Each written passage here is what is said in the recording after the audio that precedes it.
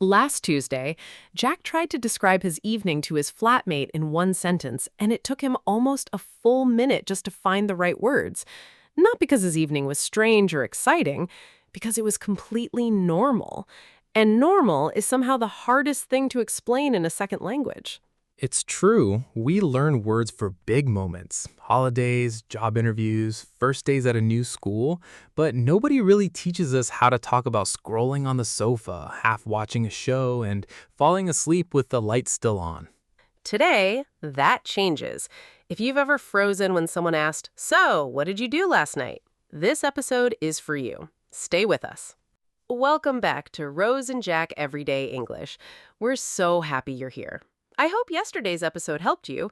Today is day 25 of our 30-day B1 to B2 challenge. Today's topic is describing your evenings in English like natives. By the end of today's episode, you'll feel much more confident talking about this in English. And honestly, this might be my favorite topic we've done so far, because everyone has evenings every single day, but almost nobody really talks about them naturally in a second language. So get comfortable, maybe make some tea, and let's get into it. Okay, so I have to tell you about last Tuesday, because it's actually a perfect example of why this topic matters so much. I was on a video call with my cousin. He lives abroad now, and we try to catch up once a month. He asked me a simple question. He said, "So, what does a normal evening look like for you these days?" And Rose, I froze completely. Wait, why would that be difficult? You talk to me about your evenings all the time. In our own language, sure, no problem. But he asked me in English just to practice, since he's also improving his English these days. And I realized I didn't actually have the words. I knew how to say I went home and I watched TV, but that's it. That's the whole vocabulary I had. It felt so flat compared to what my evening actually feels like. So what happened? Did you just say those two sentences and move on? At first, yes, and it felt embarrassing, honestly. I said something like, I go home, I eat, I watch TV, I sleep. It sounded like a robot describing a routine, not a person describing their life. There was no feeling in it at all. Meanwhile, my actual evening was much richer than that. I came home, changed into something more comfortable, usually just joggers and an old t-shirt. Then I potter around the kitchen for a bit, not really cooking seriously, just putting something together. I love that word, potter. It's such a natural way to describe that moment when you finally let go of the stress from the day. Exactly, but in that call, I didn't have it. I just said relax over and over for every single feeling. Relax after work, relax before bed, relax on the sofa. My cousin actually laughed and said, Jack, do you know any other word besides relax? And that stung a little because he was right. That's such a common problem, though. So many learners have 3 or 4 go-to words and they just repeat them for everything because those are the only words that feel safe. Right, and safe words don't paint a picture. So after that call, I sat down and actually thought about my evening properly, almost like I was watching myself from outside. And I realized there's this whole sequence. I get home around 6, I get changed into something more comfortable, usually just joggers and an old t-shirt. Then I potter around the kitchen for a bit, not really cooking seriously, just putting something together. Potter around is such a lovely phrase. It means you're doing small, little tasks, moving slowly, not in a rush at all. Exactly that feeling. After dinner, I usually sit down properly for the first time all day, and this is where I finally start to wind down. Sometimes I put on a show and just half watch it while scrolling through my phone. Other times, if I'm honest, I just doze off on the sofa for 20 minutes without even meaning to. I do the exact same thing. I'll tell myself I'm just closing my eyes for a moment, and suddenly 40 minutes have disappeared. Right, and none of that came out in my conversation with my cousin because I simply didn't have the vocabulary ready. It wasn't that my English was bad exactly, it was that this specific area, the small, quiet, everyday moments, I had never practiced describing them at all. That's such an important point, actually, because we spend so much time in English classes learning how to describe holidays or job interviews, but almost never how to describe a completely ordinary Tuesday. Which is strange because most of our life actually happens in ordinary Tuesdays, not in big holidays. True. Can I tell you about mine? Because I had a similar moment, but with a slightly different twist. A few months ago, I was on a work trip and I ended up having dinner with a colleague from another country. We were talking casually, and she asked me what my ideal Friday evening looks like. That sounds like an easy question. You'd think so, right? But I panicked a little too, in a different way from you. I actually have the vocabulary, but I used it completely wrong, grammatically. I said something like, I am usually cooking something nice, then I am watching a film, then I am going to bed early. I used the continuous tense for everything because in my head it felt more descriptive, more alive somehow. Oh, I see the problem. For a regular habit like that, we usually need the simple present, not the continuous. Exactly. And she gently corrected me, very kindly. She said, so you usually cook something nice, then watch a film, then go to bed early, is that right? And I felt my face go red because I realized I'd been making that mistake in conversation for who knows how long, and nobody had ever pointed it out before. That's actually really useful for our listeners because that mix-up between simple present for habits and continuous for one specific moment happening right now is one of the most common mistakes at this level. It really is. But here's the thing. Once she corrected me, I actually felt relieved rather than embarrassed because it meant I could finally describe my real Friday evening properly. So let me tell you what it actually looks like. I finish work around 5:30, and on the way home, I usually stop for something small, maybe a coffee or a treat, just for myself. That's such a nice little ritual, treating yourself on the way home. It genuinely makes the whole evening feel special, even though it's such a small thing. Then I get home, I get changed immediately into my comfiest clothes, and I light a candle, which probably sounds a bit much, but it instantly makes the flat feel cozy. It doesn't sound like too much at all. I think that's lovely, actually. Thank you. After that, I usually cook something simple, nothing fancy, and I eat while watching something light, nothing too serious, because by Friday, my brain is completely tired.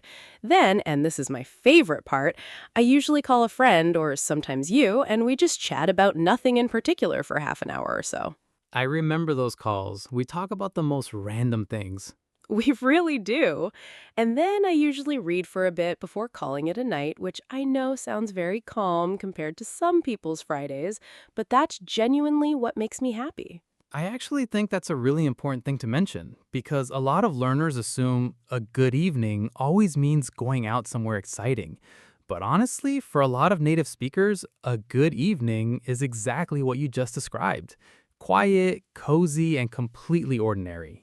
Exactly. And that's part of why it took me so long to build the vocabulary for it, because I always assumed evenings weren't interesting enough to talk about in detail. Can I ask you something though? Are you always like that, or do your evenings change depending on the day? Oh, they change completely. My Friday evening is my quiet, cozy version, but my Monday evening looks nothing like that. On Mondays, I usually don't have much energy at all, so I keep things extremely simple. I get home, I make something quick. Sometimes I don't even sit at the table. I just eat on the sofa, which I know isn't the healthiest habit. I do the exact same thing on Mondays, honestly. There's something about the start of the week that just drains all my energy. Right, and on those evenings, I don't really unwind the same way. I mostly just want to switch my brain off completely. So I'll put on something really mindless, and I don't even remember half of what I watched by the next morning. That's so relatable. What about weekends, though? Are your Saturday evenings different again? Completely different, yes. Saturdays are usually when I actually go out. I might meet friends for dinner, or we'll go to a small bar somewhere and just talk for hours. Those evenings feel much more social, much more energetic, and honestly, I come home much later, sometimes not until midnight. See, that's interesting because for me, it's almost the opposite pattern. My weekday evenings are all about winding down after work, like I described earlier. But my weekend evenings, especially Saturday, that's when I actually try to be a bit more sociable too. I'll usually meet a few friends, we'll grab some food, and honestly, we end up talking so much that we lose track of time completely. That doesn't surprise me at all. You're always the one who wants to stay out the latest. Guilty, honestly. But Sunday evenings, that's a completely different story for me. Sunday evening is almost sacred, if that makes sense. I try to properly prepare for the week ahead, so I'll tidy the flat a little, prepare something for lunch the next day, and generally just get myself into a calmer mindset before Monday hits. I actually do something similar on Sunday evenings, though I never really had the words for it before either. I usually spend the evening getting organized, and I try to go to bed a bit earlier than usual so I don't start the week feeling exhausted. It's funny because until we started talking like this in detail, I don't think I ever noticed how different each evening in my week actually is. I always just said my evenings are pretty normal, as if they were all the same thing. That's such a good point, actually. I think most learners describe their evenings as one single generic idea, when really there are all these small variations depending on the day, your mood, how tired you are, whether you're alone or with people. Which is exactly why that conversation with my cousin was so eye-opening for me. Once I actually sat down and thought about it properly, I realized I had so much more to say than I originally thought. It wasn't that my life was boring, it was that I simply hadn't practiced putting it into words. I completely agree. And if I'm honest, that colleague correcting my grammar was actually one of the most useful moments I've had in a long time, because now I say it properly every single time, almost automatically. What would you say you do differently now, looking back at that moment? Honestly, I think I'd stop being afraid of small talk about ordinary things. I used to think small talk had to be about interesting topics, holidays, big news, exciting plans.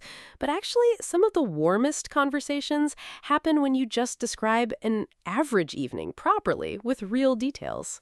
That's so relatable. What about weekends, though? Are your Saturday evenings different again? I feel exactly the same. I think I'd also stop relying on those few safe words like relax and actually build a small toolbox of expressions before I even need them, instead of panicking in the moment like I did with my cousin. That's such a good strategy, actually. Building the vocabulary before you need it rather than searching for it while someone is waiting for your answer. Exactly. And that's honestly the whole idea behind today's episode. We want our listeners to walk away with a proper toolbox for this, so that next time someone asks, "So, what did you do last night?" they don't freeze the way I did. Or make the grammar mistake I made either. Right. Both problems solved in one episode, hopefully.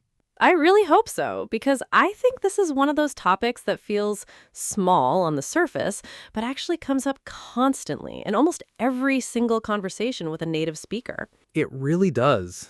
All right, I think it's time we show our listeners exactly how a natural conversation about this should sound. Put everything together properly. Okay, everyone. Now we want to show you exactly how this sounds when you put it all together naturally, without any mistakes. Jack, should we just do it like a normal chat, as if I'm asking you about your week? Sure, let's do that. Go ahead, ask me. So, Jack, tell me, what does a normal Tuesday evening look like for you these days? Well, it really depends on the day, but let me tell you about a typical one. I usually finish work around 6, and the first thing I do when I get home is get changed into something comfortable. Nothing fancy, just joggers and an old t-shirt. That sounds nice. What happens after that?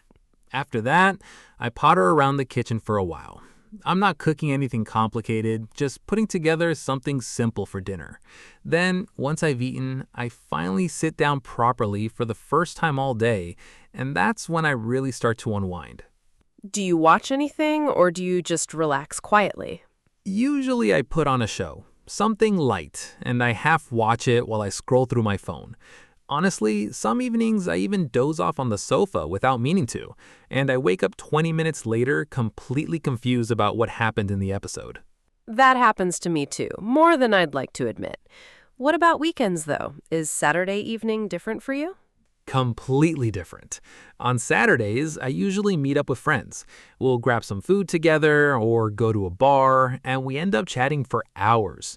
Those evenings feel much more social, and I come home a lot later than usual. And Sunday? You mentioned before that Sunday is a bit special for you. It really is. Sunday evening is almost sacred for me. I tidy the flat a little, I prepare something for lunch the next day, and I generally try to get into a calmer mindset before the week starts again. What about you, Rose? Does your Friday evening look anything like mine? Actually, mine's quite similar in spirit, though the details are different. I finish work around 5:30, and on the way home, I usually stop for a coffee or a small treat, just for myself. That sounds like such a lovely little ritual. It really is. It makes the whole evening feel special. Once I'm home, I get changed straight away, and I usually light a candle too, just to make the flat feel cozy. Then I cook something simple and eat while watching something light because by Friday, my brain is completely tired. Do you ever call anyone in the evening, or is it mostly just you? I usually call a friend, sometimes you actually, and we chat about nothing in particular for half an hour or so. After that, I read for a bit before calling it a night. That sounds so calm compared to some people's idea of a Friday evening. I know, but honestly, that's exactly what makes me happy. Big nights out are great occasionally, but a quiet, cozy evening like that recharges me completely. What about your Monday evenings, though? You said before that they're very different. Oh, completely different, yes. On Mondays, I don't have much energy at all, so I keep everything extremely simple. I make something quick, and honestly, I don't even sit at the table properly. I just eat on the sofa. I do the exact same thing on Mondays. There's something about the start of the week that just drains all my energy. Exactly. And on those evenings, I don't unwind the same way either. I mostly just want to switch my brain off completely, so I put on something mindless, and I barely remember what I watched by the next morning. It's interesting how one single word, evening, can mean so many completely different things depending on the day. It really is, and I think that's the whole point of today's episode. There isn't just one evening routine, there are many, and once you have the vocabulary to describe each one properly, conversations become so much easier and more natural. Couldn't agree more. So there you go, everyone. That's a natural, mistake-free way to talk about your evenings, whether they're busy, quiet, social, or completely mindless. Notice how we use the simple present for habits, things we usually do, but we could easily switch to past simple if we were describing what actually happened yesterday, or continuous if something was happening at one specific moment. Exactly. And now let's break down some of the expressions we used so you can start using them yourself starting today. Let's start with unwind. This means to relax slowly after a stressful day, to let go of tension bit by bit. A simple example would be, after a long day at work, I like to unwind with a cup of tea and a good book. A common mistake learners make is saying, I unwind myself. But unwind doesn't need myself after it. You simply say, I unwind, and that's enough. Good point. Next, let's talk about potter around. This means to do small, unimportant tasks slowly without any real plan or rush. For example, on Sunday mornings, I usually potter around the garden before starting anything serious. I really like this phrase because it sounds so relaxed. A more natural alternative some people use is pottering about, which means basically the same thing. Now let's look at doze off. This means to fall asleep accidentally, usually for a short time, without planning to. For example, I was watching a movie last night and I dozed off before it even finished. A common mistake is confusing doze off with fall asleep completely. Doze off usually suggests a short, light sleep, not a deep, long one, so it fits perfectly for those sofa naps we mentioned earlier. Let's move to get changed. This simply means to change your clothes, usually into something more comfortable. For example, as soon as I get home, I get changed into my pajamas. Learners sometimes say, I change myself, which sounds strange in English. The correct natural phrase is simply, I get changed, or I change my clothes. Next, calling it a night. This is a lovely way to say you're going to bed, ending your evening. For example, it's getting late. I think I'll call it a night now. This phrase sounds much more natural than simply saying, I will sleep now, which can feel a little too direct or plain in casual conversation. Let's also talk about the difference between simple present and present continuous for describing evenings, since I made that exact mistake earlier in our story. We use simple present, like I cook dinner or I watch a show, for habits and routines, things we usually do. But we use continuous, like I am cooking dinner right now, only when something is happening at this exact moment, not as a general habit. That's the mistake Rose made when she said, I am usually cooking, which mixes both incorrectly. Exactly. So remember, usually plus simple right now plus continuous. Let's also mention grab some food, which simply means to eat something quickly and casually, often with friends. For example, do you want to grab some food after work today? And finally, let's talk about drains my energy.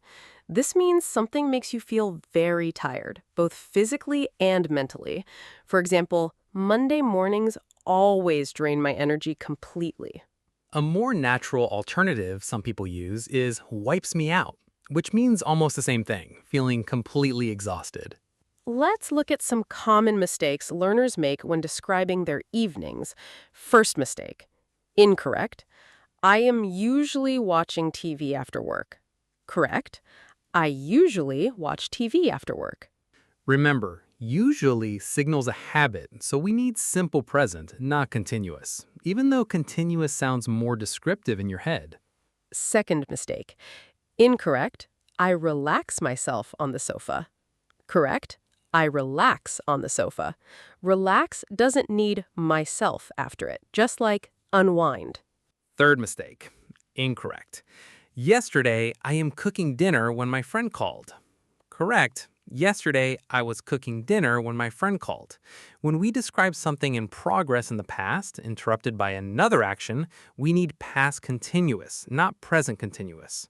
And a fourth one, which is really common. Incorrect. I go to bed early last night. Correct. I went to bed early last night. For finished past actions, we always need past simple, not present simple. These small mistakes might feel minor, but they're exactly the kind of thing native speakers notice immediately, even if they don't correct you out loud. Now it's your turn. In the comments below, tell us, what does your typical weekday evening look like, and how is it different from your weekend evening?